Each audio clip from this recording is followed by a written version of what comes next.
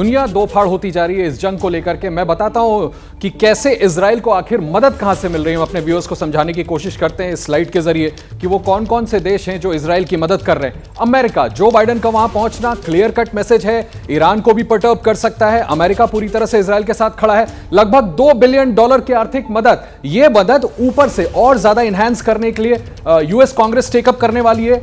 कई युद्धपोत और लड़ाकू विमान भेजे जा रहे हैं। इसमें जर्मनी जैसे दूसरे अमेरिकन देश, वेस्टर्न देश भी शामिल हैं। 5 खेप हथियार और उपकरण इजराइल पहुंचे हैं। लगातार अमेरिका और वेस्टर्न कंट्रीज इन लोगों की मदद कर रहा है। इजराइल को जो भी हथियार चाहिए वो मिलिट्री सपोर्ट वहां पर दी जा रही है। भूमध्य सागर में 2 विमान वाहक पोत तैनात है। हम जानते हैं कि किस तरह से यूएस वहां पर वॉरशिप्स और मरीन्स भेज करके उनकी मदद लगातार कर रहा है। इस जंग में और भी ज्यादा मदद के लिए तैयार है। 2000 सैनिक भेजने की तैयारी। पहले भी इस तरह की जानकारी आई थी कि सैनिकों की खेप एक पहुंच चुकी है और उसके बाद 2000 खेप और भेजनी है। कई विमान और नेवी जहाज स्टैंड बाय मोड पर हैं। अगर जरूरत पड़ती है, आग भड़कती है, जंग बढ़ती है, तो अमेरिका और यूके की तरफ से यह मदद इजराइल को पहुंचाई जाएगी। तो कुल मिलाकर के हम कह सकते हैं कि जो वेस्टर्न नेशंस हैं वो लगातार मदद कर रहे हैं। जर्मनी की बात करें तो ड्रोन और गोला बारूद उपलब्ध कराया जा रहा है। वॉरशिप एम्यूनेशंस भी जर्मनी की तरफ से इजराइल को रोमाना दी जा रही है। तो ये वो बड़े वेस्टर्न नेशंस हैं जो अमेरिका के साथ मिलकर के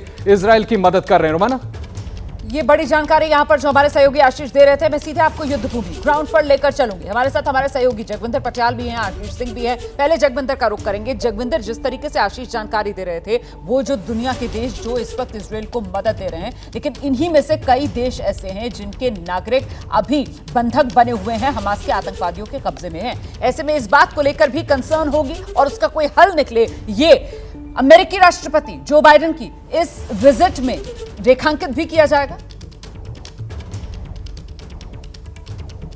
देखिए, खाड़ी देशों में रोमाना बहुत सारे देशों में विरोध भी हो रहा है जो बाइडेन की इस विजिट का, और उनको लग रहा है कि इजराइल और अमेरिका मिलकर खाड़ी देशों को तबाह बर्बाद करने पर जुटे हैं। इसलिए अलग तरह की लामबंदी चल रही है। इजराइल और अमेरिका के खाड़ी देशों में कई दूतावासों के बाहर पर प्रदर्शन हो रहे हैं और वहां पर प्रदर्शनकारियों को रोकने के लिए कई जगह बल प्रयोग भी फोर्सेज को करना पड़ा है। ये पूरे मिडिल ईस्ट से इस तरह की खबरें कई जगह पर आ रही हैं और खासकर रात जिस तरह से अस्पताल पर हमला हुआ है उसके बाद से ये लामबंदी और तेज हुई है। एक और महत्वपूर्ण घटनाक्रम आज ये होने वाला है कि आईओसी की, जो मुस्लिम देशों का संगठन है, उसकी मीटिंग होने वाली है। एक तरफ वहां पर चीन में पुतिन पहुंचे हुए हैं, उनकी मीटिंग होने वाली है। इधर जो बाइडेन और इजराइल पहुंचने के बाद उनकी बेंजामिन नेतन्याहू और उनके रक्षा मंत्री के साथ मीटिंग होगी। तीसरी तरफ जो जितने भी मुल्क इकट्ठा हो रहे हैं इनके पक्ष में फिलिस्तीन के, उनके साथ भी जो है वो भी एक तरह से अपना मजबूती के साथ ईरान को ये कह रहे हैं कि अगर ये हमले नहीं रुके गाजा पर तो उनको कैसे बढ़ना है। अब तक एक ना फटाफट आंकड़ा दे देते हैं रोमाना आपको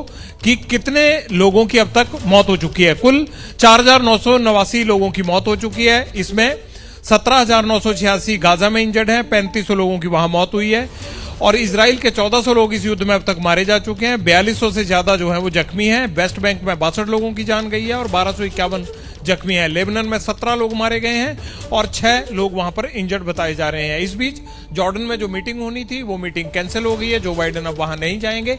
तो ये सारा घटनाक्रम आ रहा है। लेकिन आज हैरानी की बात क्या है, मैं बॉर्डर से तकरीबन 5 किलोमीटर की दूरी पर खड़ा हूं, गाजा बॉर्डर से, इजराइल के इलाके में, लेकिन यहां पर बम्बारमेंट आज कम है बाकी दिनों की तुलना में।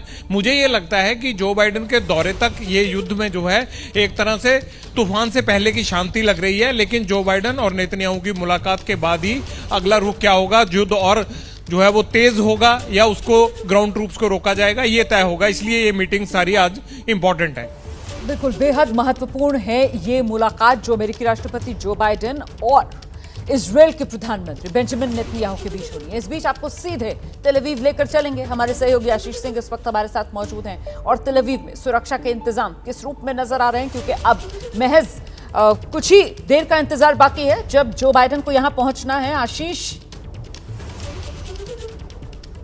जी बिल्कुल, इनफैक्ट किसी भी वक्त वो फीड मिलनी हमें शुरू हो जाएगी जब यूएस प्रेसिडेंट जो बाइडेन तेल अवीव के बेन गुरियन एयरपोर्ट पर उतरेंगे और यूएस एयरफोर्स 1 मोस्ट प्रोबेबली अभी तक टचडाउन कर भी गया होगा, क्योंकि किसी तरह का डेविएशन और समय की चेंजेस नहीं दिखाए गए हैं।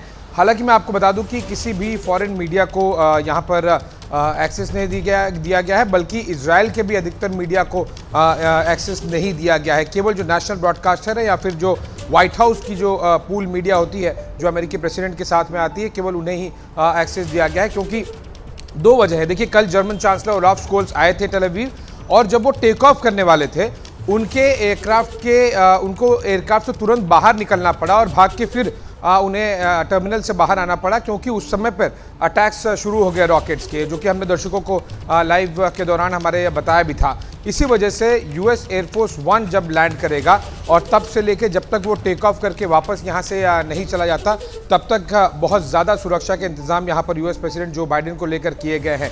दूसरी बात, जिस तरह से जो बाइडेन को अब अरब वर्ल्ड की तरफ से, जो स्पेसिफिकली मिडिल ईस्ट की कंट्रीज हैं, विशेष तौर पर जॉर्डन की तरफ से जो संकेत मिले हैं, ये बहुत स्ट्रांग हैं और साथ ही साथ बहुत ही नेगेटिव हैं।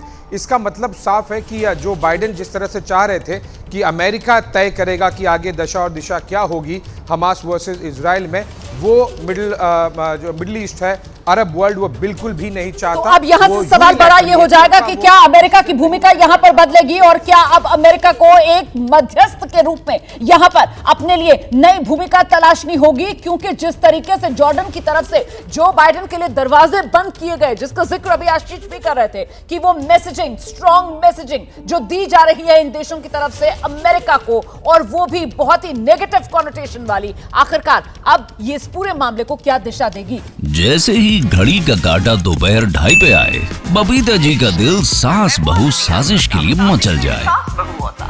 और ये है इनकी बहू, पूरे दिन ऑफिस की टेंशन हो जाए गॉन जब ये करें अपना फेवरेट शो फ्री टाइम पे ऑन।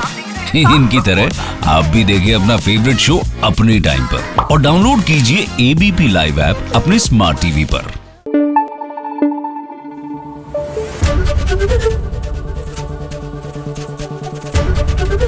एबीपी न्यूज आपको रखे आगे।